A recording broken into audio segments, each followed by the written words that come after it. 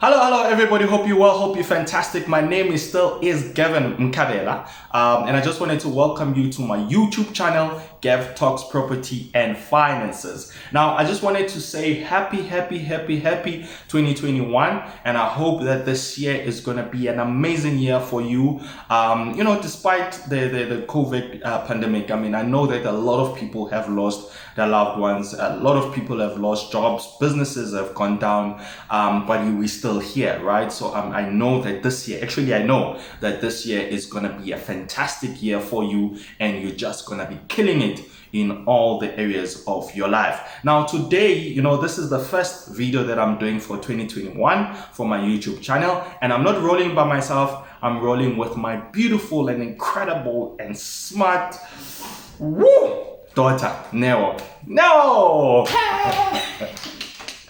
Woo! Say hi to everybody. Hey guys. Wonderful. So this is my beautiful daughter, and today she's rolling with me. Now today we'll be talking about 3 most important terms that anybody should know this year if now your goal is to create wealth. Like I always say, if you're playing a game, you should know the rules of the game, right? So you should know the jargon, the terms that they're used in that game. So just like wealth creation, I believe that is a game. We all need to know the rules of that game. Now, today we're touching on those 3 important terms that everybody should know if now your goal is to build wealth. Now, the first term that we'll be talking about is savings. Now, we need to be talking about savings, right? Yeah. Now, what is savings now? Savings is when you put money away and use it for emergencies or rainy days.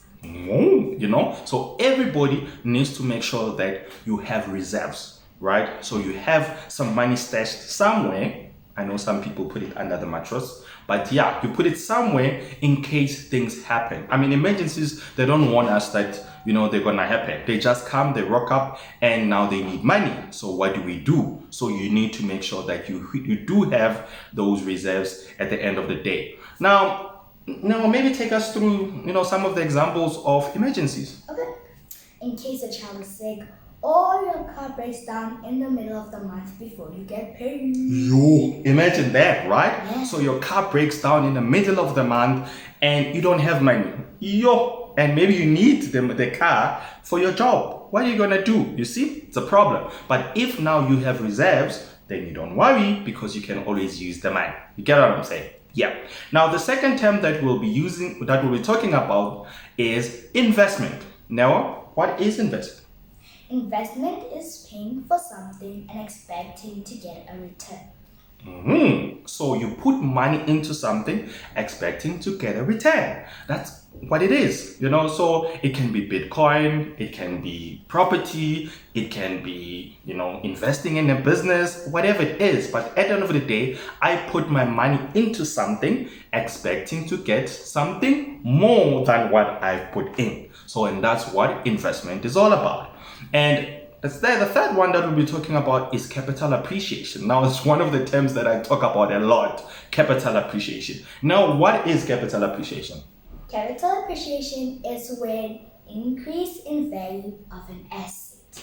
Increase of value of an asset, right? So, for example, let me make an example. You buy property for 100 Rand, right? Now, after 3 years, 4 years, the property is now 200 Rand. Now, how much will be the capital appreciation there? It'll be 100 Rand. It will be 100 Rand, right? Because I bought it for 100 Rand, the value went to 200 Rand, meaning that there has been an increase in value of 100 Rand. Now, if now I go and sell this property for 200 Rand, I would have made a profit of how much? 100 Rand. 100 Rand, right? Meaning that I bought it for 100, I sell it for 2, then it means that I get my 100 Rand back plus the profit that I'm making at the end of the day. Or if now, for example, I bought this property via a bank, so meaning that I got a loan of 100 Rand to buy this property. And then 3 years, 4 years later, this property is now worth 200 Rand. So what I can do is that I can go to the bank and refinance this property. Now, I'm not gonna go into details about refinancing because there would be an episode separate just for refinancing. But at the end of the day, but just maybe to continue with my statement, it means that I can then go back to the bank and say, bank, I want to refinance the increase of 100 Rand on my property. And then the bank can say, okay, after doing all the checks, doing all the qualifications, and then they can then grant me that 100 Rand. So my loan will then move from 100 Rand to 200 Rand. So meaning that at the end of the day, I get that 100 Rand cash, which I can use to buy another property or put down a deposit on another property. And then at the end of the day, it means that my loan will then be 200 Rand.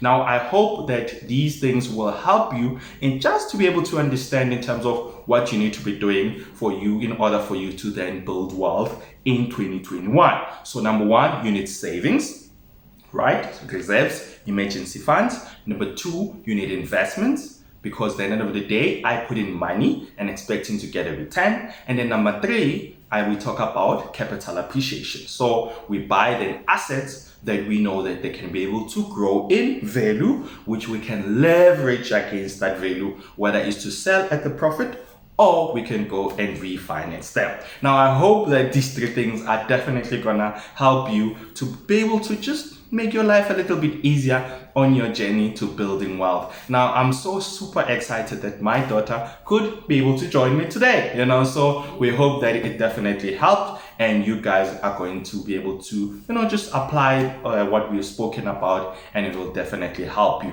Now, I hope that you're going to have a super and incredible day ahead. And just for me, Gavin Mkabela, we're gonna see you on the flip side. Bye.